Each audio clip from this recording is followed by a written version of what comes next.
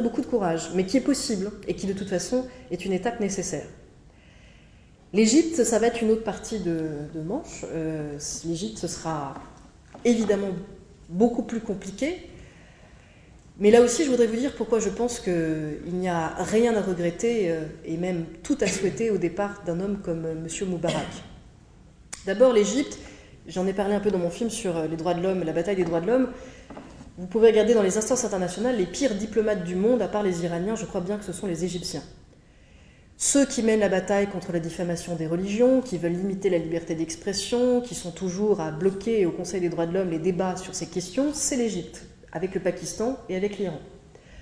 L'Égypte de Moubarak, qui utilise la menace islamiste pour se dresser en rempart. Cette Égypte de Moubarak, elle met en prison tout blogueur, y compris un jeune homme fantastique qui est sorti il n'y a pas si longtemps, qui s'appelle Karim Amir, tout blogueur qui critique certes le pouvoir, mais qui critique aussi l'islam. Parce qu'on utilise là aussi l'interdiction du blasphème pour en fait empêcher toute opposition démocratique. Il n'y a pas de secret, quand vous empêchez les démocrates d'exister, il est normal qu'il n'existe plus qu'une opposition fanatique pour vous tenir tête. Il n'existe plus que ça comme espoir, comme tentative, comme possibilité, comme horizon offert aux gens de se dire mais on ne supporte plus ces régimes et il n'y a personne d'autre en face que les mosquées. Parce que les frères musulmans, eux, même si vous les persécutez, même si vous les mettez en prison, même si vous les torturez, ils sont toujours plus radicaux. Ils sont toujours plus déterminés, ils sont fanatiques et ils sont inépuisables à ce niveau-là. Avec une chose qui joue contre eux aujourd'hui en Égypte, c'est que le taux de démographie est tel en Égypte, le niveau de la jeunesse qui change à une allure absolument considérable, fait que même la stratégie de maillage mise au point par les frères musulmans, qui est non seulement d'infiltrer l'éducation nationale, mais de prendre le contrôle de toute association culturelle ou sociale, sans jamais le dire. Il y a des livres, on le sait. Il y a même un livre préfacé par Tariq Ramadan qui raconte comment une femme qui tenait une association de femmes égyptiennes, qui ne voulait pas passer sous le contrôle des frères musulmans et de Hassan al-Banna, a mis en sous-main son organisation au service de la confrérie des frères musulmans, sans le dire à ses administrés. Et on a tous ces témoignages, on le sait a posteriori, on sait comment fonctionne ce maillage. Il est extrêmement très très bien fait. Mais il est presque un peu dépassé par ce qui se passe maintenant. Parce que ce qui se passe maintenant, ça se joue sur Internet, ça se joue sur Facebook, ça se joue sur Twitter.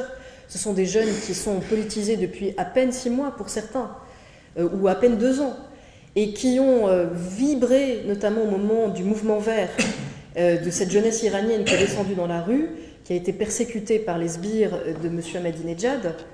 Et juste un petit signe pour que vous compreniez l'universalité de ce qui est en train de se passer. Quand les hommes d'Ahmadinejad ont attaqué, comme en Tunisie et comme en Égypte, c'était des policiers qui se déguisaient en civil, et des Bassidjis, mais avant les Bassidjis, même des gens qui allaient faire le coup de force contre les manifestants en civil. Et le mouvement vert, les jeunes du mouvement iranien, les ont appelés les thugs en anglais. Et dès qu'on a vu dans le mouvement tunisien apparaître des civils, qui étaient en fait des policiers pour massacrer les manifestants, aussitôt, tous les jeunes Tunisiens connectés ont dit « les thugs reviennent ». Ce qui était une liaison avec ce qui s'était passé en Iran.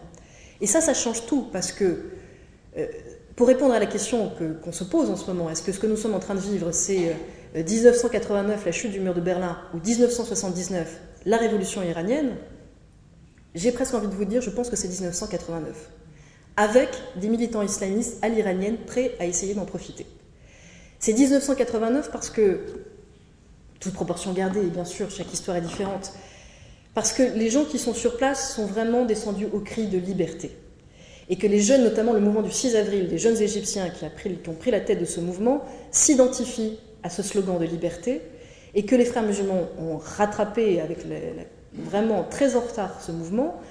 D'ailleurs, comme ils sont intelligents et qu'ils ont bien compris que s'ils se mettaient en avant aujourd'hui, immédiatement ça contrarierait tout soutien à cette révolution, ils font un profil extrêmement bas en ce moment, en promettant de ne pas vouloir le pouvoir. Ils ne veulent plus rien, ils ne veulent même plus exister, ils veulent qu'on les oublie, ils ne veulent pas le pouvoir, le Coran, ils ne savent plus ce que ça veut dire, bon, ça c'est les frères musulmans, ils sont formidables pour ça, mais à tel point que quand Khamenei en Iran a eu la mauvaise idée de dire « c'est formidable ce qui se passe, la révolution islamique renaît », Les frères musulmans ont fait un communiqué pour dire « Oh là là, nous mêlez pas à ça, nous on n'a rien à voir avec tout ça, non, non, non, passez votre chemin », alors qu'il y a eu des liens historiques entre Khomeini et les frères musulmans, des liens avérés. Il y a même des militants des frères musulmans formés par Saïd Ramadan, le père de toujours qui vous savez, qui a assassiné des opposants iraniens aux États-Unis, un opposant iranien aux États-Unis, sur ordre du régime de Khomeini. Tout ça, on le sait aussi aujourd'hui, et il le raconte lui-même parce qu'il vit en Iran depuis tout ce temps et il s'ennuie tellement qu'il veut rentrer aux États-Unis. Cet homme qui a tué cet opposant iranien.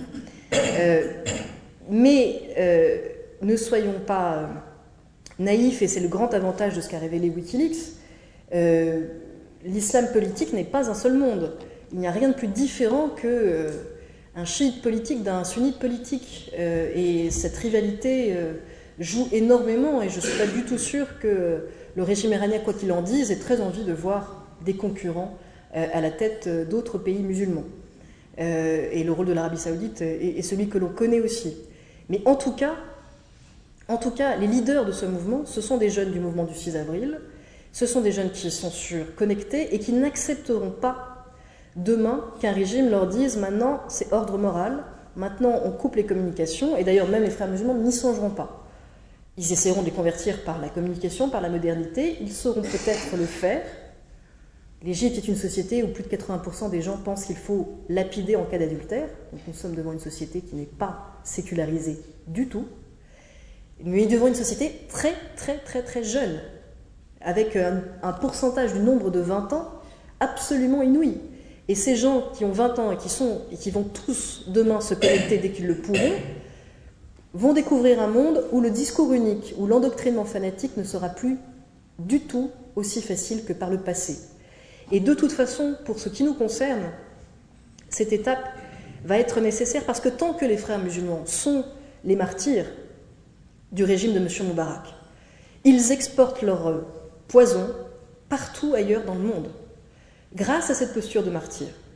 Et à un moment donné, il faut que l'histoire passe. À un moment donné, il faut qu'ils fassent partie d'un processus où ils ne puissent plus être des martyrs, mais une extrême droite jugée en tant que telle, sur ses idées, sur ce qu'elle apporte de négatif, et puisse être combattue par une opposition qui ne doit pas être solidaire des islamistes parce qu'il y a M. Moubarak et que son régime est de toute façon tellement horrible qu'ils sont prêts à préférer et à prendre le risque des frères musulmans. D'autant que ça aurait fini par arriver.